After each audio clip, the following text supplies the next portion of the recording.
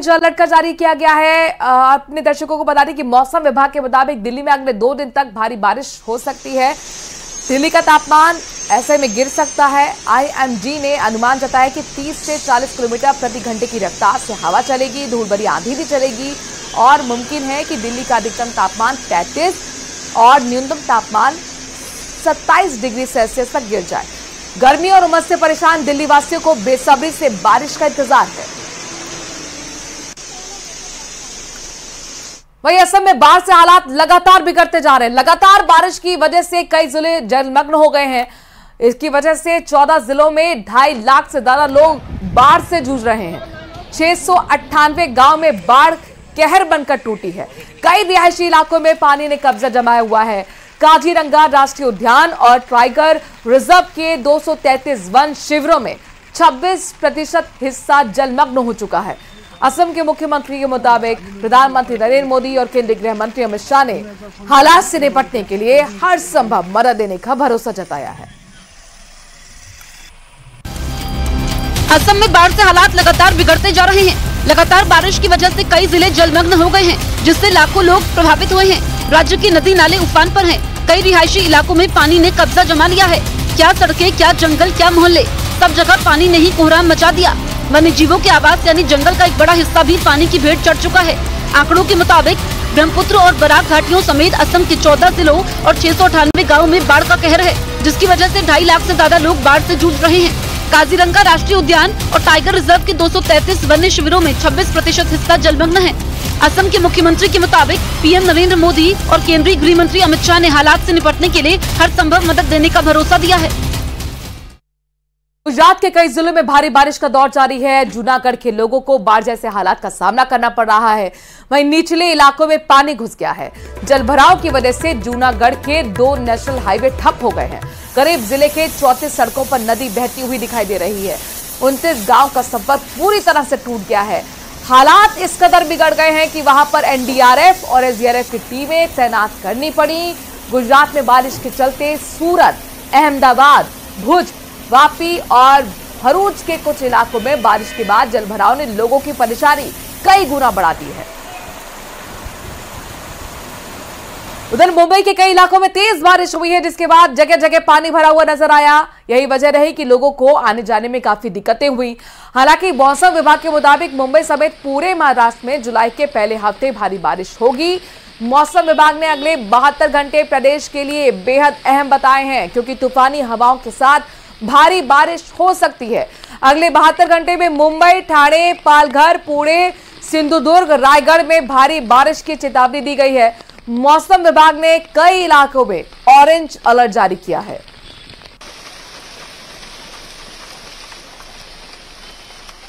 अलवर के राजीव गांधी सामान्य अस्पताल की अव्यवस्था उस वक्त जाहिर हो गई जब वन और पर्यावरण मंत्री हेल्थ चेकअप कराने पहुंचे। उस वक्त उनका चेकअप चल रहा था। उसी दौरान ICU वार्ड में लाइट गुल हो गई। इसके बाद मोबाइल की रोशनी में उनका चेकअप किया गया।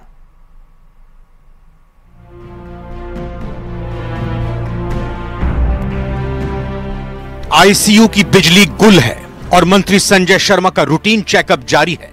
तस्वीरें अलवर के सबसे बड़े राजीव गांधी सामान्य अस्पताल की हैं, जहां करीब 5 मिनट तक ICU की बत्ती गुल रही, लेकिन मंत्री जी इसे अव्यवस्था नहीं मानते हैं।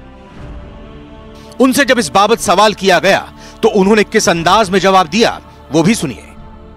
तेज बरसात होगी तो पानी भी भरेगा। आने वाले समय में प्रयास करेंगे कि निकासी होगी। आप हेल्थ चेकअप के लिए आए थे, वो लाइट चली गई थी। मेरे में ये कोई बड़ी बात नहीं है, लाइट आती भी और जाती भी, लेकिन हमारे पास जनरेटर भी है और तो तमाम सुविधाएं जो मरीजों को मिलनी चाहिए उसमें अलवर अस्पताल सक्षम है।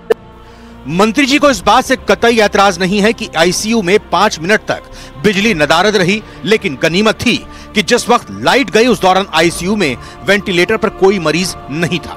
ये तो बात हुई बिजली की, लेकिन अब जरा अस्पताल में भरे इस पानी को देखिए। बारिश के बाद अस्पताल में तालाब बना हुआ है। मंत्री जी से जब इस बाबत जवाब मांगा गया तो उनका क्या कहना था, वो भी सुनिए। मेरे भैया, तेज बरसात होगी तो छत पे पानी भी भरेगा, लेकिन निकासी के पूर्ण व्यवस्था जिला चिकित्सालय के अंदर है। बिजली हो या फिर अस्पताल में पानी भरने का मुद्दा, वन मंत्री अव्यवस्था पर सफाई देते नजर आए। अब सवाल यह है कि अगर अस्पताल में बिजली और पानी निकासी की समुचित व्यवस्था है तो वो नजर क्यों नहीं आई? 5 मिनट तक बिजली गुल रही, फिर जनरेटर तुरंत ऑन क्यों नहीं किया गया? और अगर निकासी की समुचित व्यवस्था है तो अस्पताल के बाहर तालाब क्यों बना हुआ है? अलवर से न्यूज़ 18 राजस्थान के लिए राजेंद्र प्रसाद की रिपोर्ट।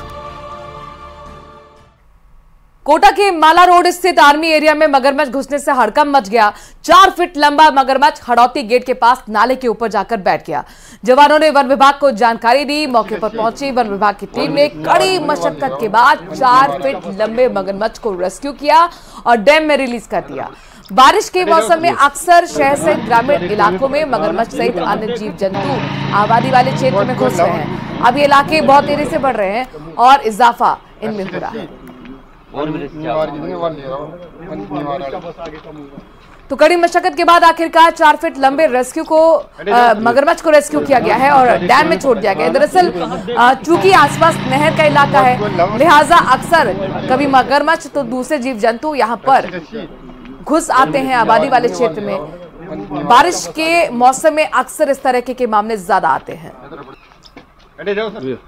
महाराष्ट्र में रत्नागिरी के चिपलून में एक चौंकाने वाला वीडियो सामने आया है। एक तरफ जहां महाराष्ट्र के कई इलाकों में जमकर बारिश हो रही है, इस दौरान बीच सड़क पर एक मगरमच्छ देखने से लोगों के बीच हड़कंप मच गया। आप देख सकते हैं कि कैसे सड़क के बीचों बीच करीब 8 फीट का मगरमच्छ चल रहा है। इस दौरान वहां से गुजर रही गाड़ियां तो जहां पर थी वहीं रुक गईं, लेकिन पैदल चल रहे लोग इधर उधर भागने लगे। लोगों को शक है कि बारिश की वजह से पास की नदी से मगरमच्छ सड़क पर आ गया होगा।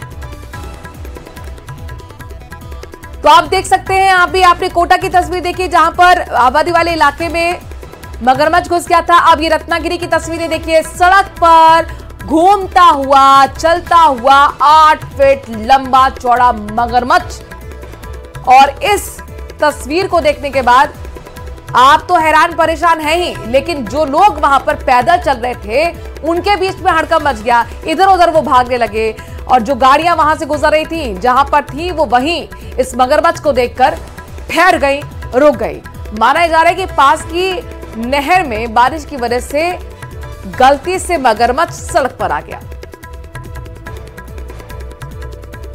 राजधानी जयपुर के आदर्श नगर इलाके में बर्फखाना चौराहे के पास तेज रफ्तार रोडवेज बस ने 3 कार एक स्कूटी को टक्कर मार दी। भरतपुर में लोहागढ़ डिपो की रोडवेज बस जयपुर आ रही थी। राजा पार्क में बर्फखाना चौराहे के पास बस बेकाबू हो गई। 3 कारों को टक्कर मारते हुए दुकान में जा घुसी। गनीमत रही कि इस हादसे में वाहन चालक और राहगीरों की जान बच गई। हादसे का सीसीटीवी फुटेज सोशल मीडिया पर जमकर वायरल हो रहा है। चालक के खिलाफ दुकान मालिक नरेंद्र कुमार ने एफआईआर दर्ज कराई है। इसके बाद अब आपको बता दें कि जाम भी वहां पर जब लगा तो पुलिस पहुंची और जाम को खुलवाया गया, लेकिन बेकाबू जो बस है उस रफ्तार का कहर आप तस्वीरों में देख सकते हैं।